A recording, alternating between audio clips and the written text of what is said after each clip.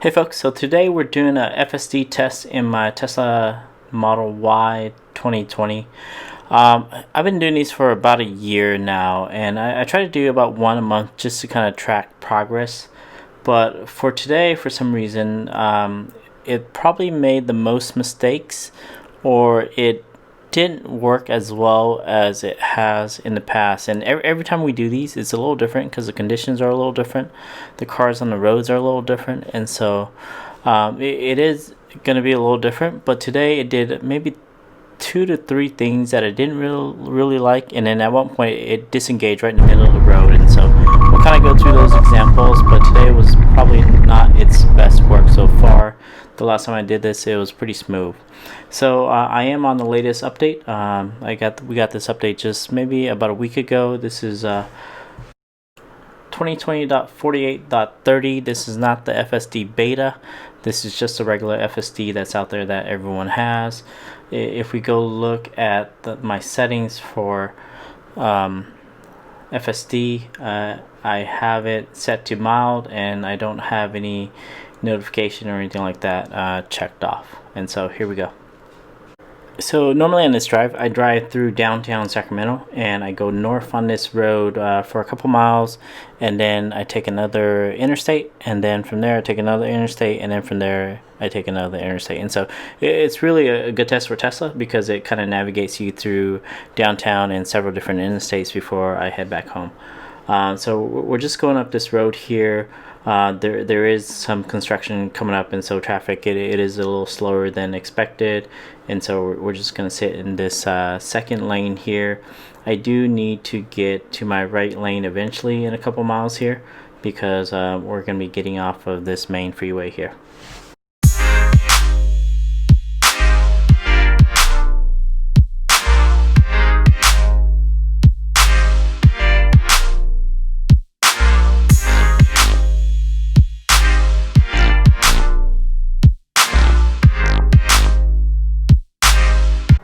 So I'm still sitting in the second lane here.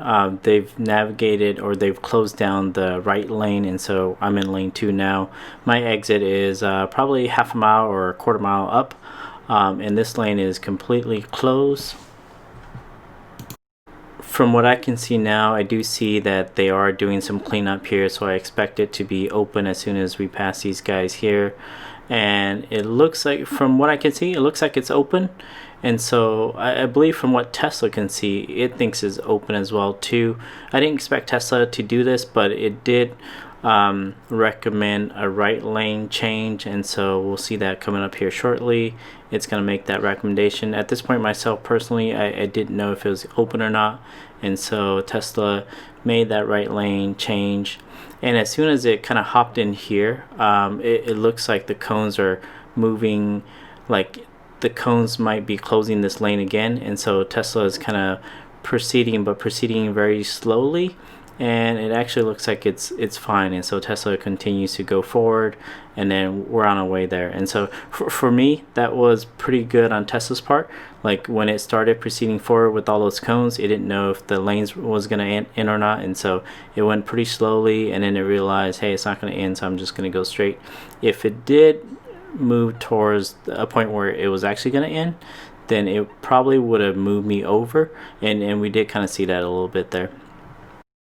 So I drive this route pretty often, and I've never had this issue that we're about to kind of see here.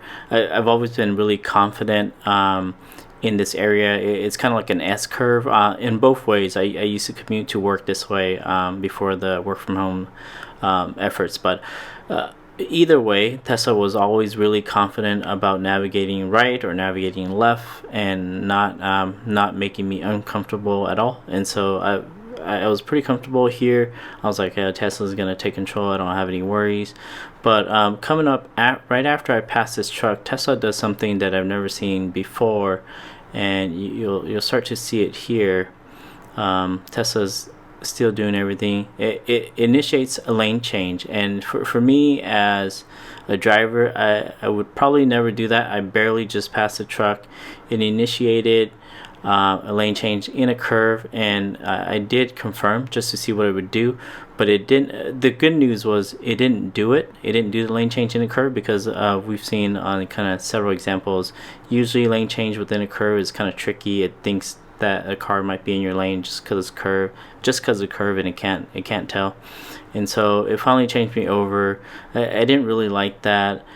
Here a car came right in front of me, and it slowed down. That's always a really tricky spot, because you got cars coming in pretty quickly, and then it moved me out of the lane. And so for me personally, I didn't really like the lane change at an S curve. I think a lot of times people as normal drivers wouldn't do that, unless you're trying to get to somewhere really fast. This part coming up here, no kind of issues here.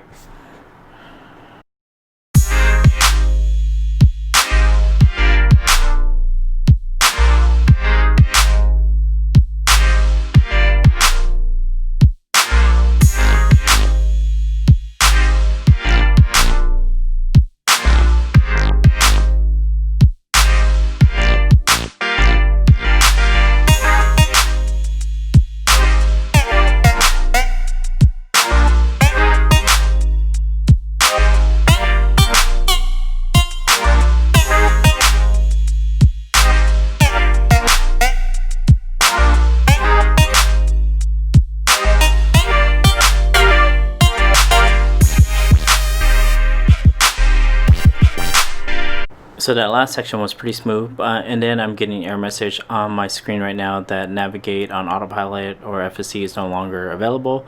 And so I don't think I captured it here, but I did get an error message saying that the driver's side pillar camera is not able to see. And this is the first time I've seen this error message this year, or maybe within the last 7 or 8 months. The last time I saw this error message was last year about the same time, March or February, where the conditions were very similar. Like, it's nice and sunny out there, but it's cold, and so there's some condensation on the window, on the camera, driver's side camera, and so it's not able to see that well. And then you can kind of see I'm engaged right now in navigate on Autopilot, but it comes on, goes off.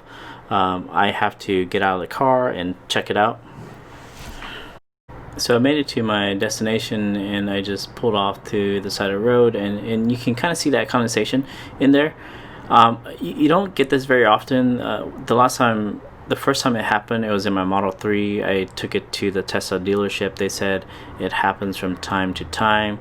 And so I think last year it probably happened to me 3 to 4 times, and then it never happened the rest of the year. And so they said if there's condensation there and the condensation does not go away after a little bit, then you can bring it in and they can do something. I forget what the fix was, but that is something that does happen a couple times a year depending on the weather. And for me, based on my experience, it's always been cold days but sunny, and somehow that creates that condensation. There's probably some science behind that, but that's not my area. So just to let you know, it did happen. And then as I'm driving, I did a U-turn. As I'm driving back home, the same kind of error message popped back up, and it didn't clear up on its own. There's supposed to be some error that goes through or kind of feeds through that camera, and so it shouldn't do that. This part here is always a little tricky when you're in one lane and then 2 lanes open up. Which lane does it take? I don't know if I've been keeping track, but I feel like it's been taking me on the left lane the last 2 times that I did this test. But it was pretty smooth. It's just it got a little tricky there, and then I kind of got my hand just to take over in case it needed to take over.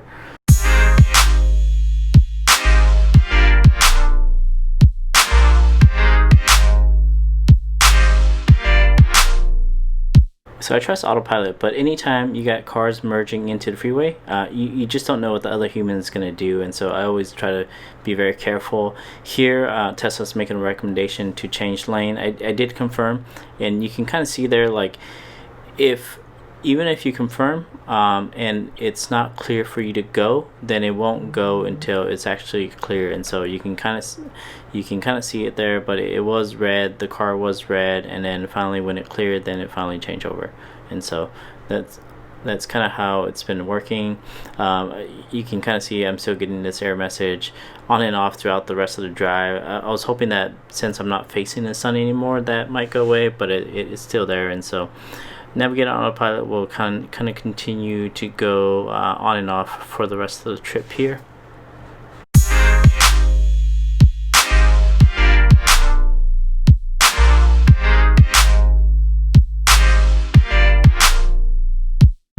This is another example of it kind of signaling early, and so even though the car is right there, but it knows that it needs to move me over to the right lane, 2 more lanes, and I got about a mile left. It does signal, and then whenever it clears here, it's clear now, it'll kind of shift over. Same thing on this next lane here, it tries to move me over right away, and it's clear, and then it moves me over. And so it seems like it's getting more aggressive, but yeah, it did that pretty well. No kind of issues or complaints there.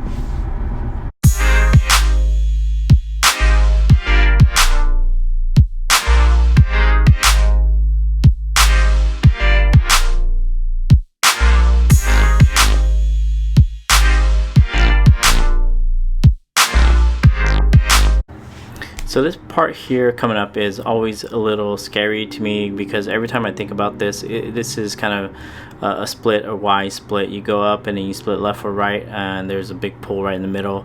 I think back to the Apple engineer who had a Tesla Model X, and he passed away because Tesla didn't merge and it went straight. And so on today's drive, I think it's because my camera system was having issues, but this is the first time it's ever happened to me, where I'm approaching this, and I'm always very cautious of this spot just because I know that story, but Autopilot does disengage completely. And this is, for the last 6 or 7 tests, this is the first time I've had Autopilot just disengage completely, and so I take over.